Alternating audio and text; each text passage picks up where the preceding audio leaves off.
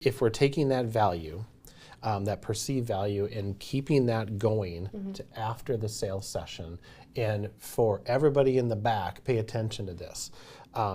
Because just because you can get it very quick, fill in the blank, Sarah. Can you describe the labor illusion for us? Yep. So the labor illusion, I think, is fascinating because let's think about it this way. Let's start with an example, right? Okay. If you were to buy IKEA furniture, you can get it immediately, same day, delivered to your doorstep, or you can go pick it up. You can be one of those people that tries to load 3 couches into an SUV. Have you seen that? Oh my gosh, it's incredible to watch people do that. Yes.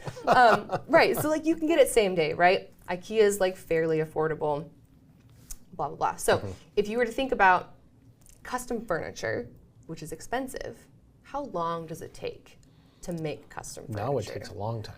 Right, it takes months. Yes. Right, because they have to hand tool the wood, they have to hand upholster everything, they have to source everything, right? Yep. And so when something takes longer, we perceive it to be better quality and better value. Yep.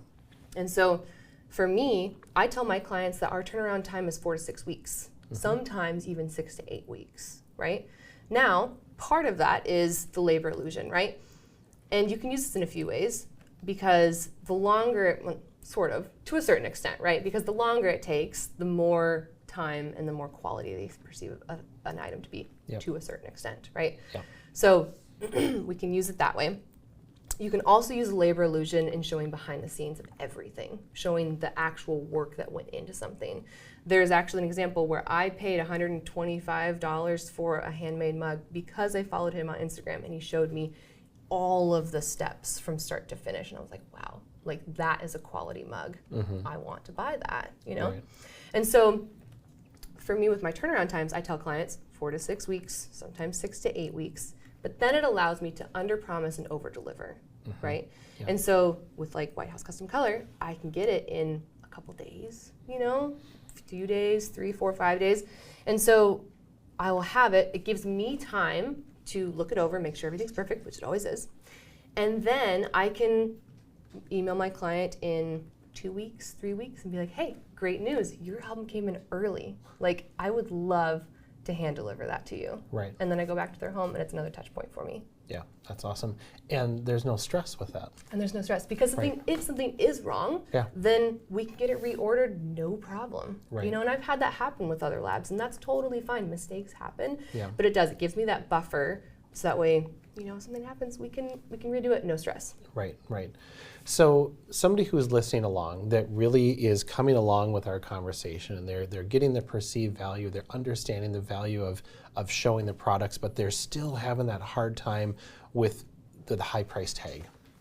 What advice or what would you recommend doing to get your head in the right spot where you're okay with saying, this particular album, what I loved how you did that, is $2,500. It features, you know, X number of images, some spreads, whatever the description is. How do you get to that point, Sarah? How do you confidently say these start at $2,500? Well, something that I learned really early on, Matt, is that it's not my job to tell somebody else how to spend their own money. Ooh, I like that. Right? That's a good quote. It's not my job. It's not They're your job. They're an adult. They have a credit card. You know, they can spend money however they want. I'm not going to let my own money story and my own mindset around money get in the way of that, right? So I want to price myself to where it's worth my time, but it's also like as a luxury business, it's worth that price tag. So I've also kind of been a jump in the net will appear type person, so I tend to just kind of go into it, and if it works, great. If it doesn't, I'll pivot. Right. But again, it's not my job to tell them how to spend their money. If they want to spend $16,000 on a wall display, I would love to print that for you. Wonderful. That's awesome. Yeah, and I love that you are that person. Jump in the net will appear. Like sometimes we need a little pressure, you know, and a little change up in our lives to really get us focused. And I really like also how you said, if it doesn't work, you can always pivot. Like we're not chiseling this stuff into, you know, piece of stone and it has to stay that way forever. Right. You go down a path and it doesn't work for your heart, your mind, your clients, let's change. You know, it's like posing a high school senior. Get them into a pose, you're like, yeah, I don't really like that. Let's do something different. That's a confident thing to be able to say, nah, that stunk. Let's move on, you know. And the client will appreciate that. And I like how you're not telling them how to spend their money. Oh, yeah, absolutely. That's great. Oh, this is awesome. Okay, so let's circle back. You had kind of touched on this a little bit before with the home consultations. So within the industry, you know, you have people who have brick and mortar studios, which you're working on at your home right now. You have people who are 100% on location, meeting people, that kind of stuff. In the conversations that I've had countless times, sometimes people use that as a crutch of like, well, I don't have a location, so I can't sell wall art. I can't sell albums.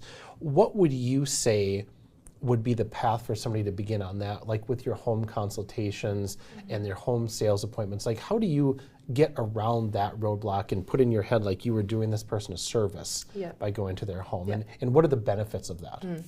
I would say, honestly, tough love, like, get out of your own way, to be honest. You Darn know? right. Get out of your own way. And I say that from experience, right? So I had a situation when I first started doing IPS, in-person serving, not in-person selling, where I was excited about it. It was my first go with the IPS. I rented a studio. I switched over my sales tax license, business license to this location, and then they ended up selling it right before busy season, for senior photos, which was a blessing in disguise after all was said and done, because it forced me to pivot super fast, and I was like, what the heck am I gonna do? So I started going to my clients' homes, and it turned out to be amazing because, like, you're not just gonna let anybody into your home, right? It's gonna be someone you trust, and you're ultimately going to kind of cross over into that friend, like, business professional relationship, right? And so for me, I have one of those hard shell Pelican suitcases. I have all of my samples in there, and then I have like a little bag with like small wall art samples for frames and things like that.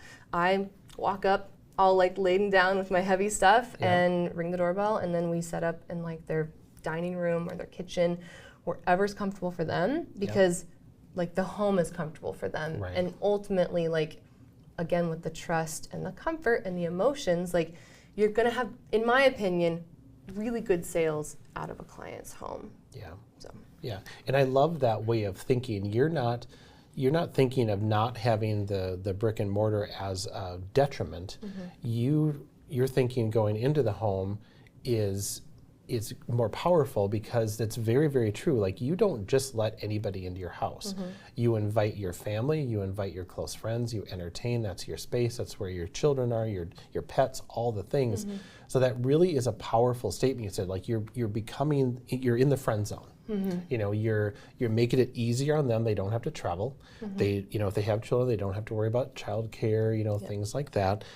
You're working around busy schedules and helping them out. So that really is a stacked win-win-win-win for the client. Absolutely. Yeah, that's awesome. And the way that you're bringing stuff with you, like, you don't have to take 40, 60s into somebody's house to be able to help them understand, especially using the app. Take a picture of the wall, calibrate it, throw the images up there, and you can do it real time. Absolutely.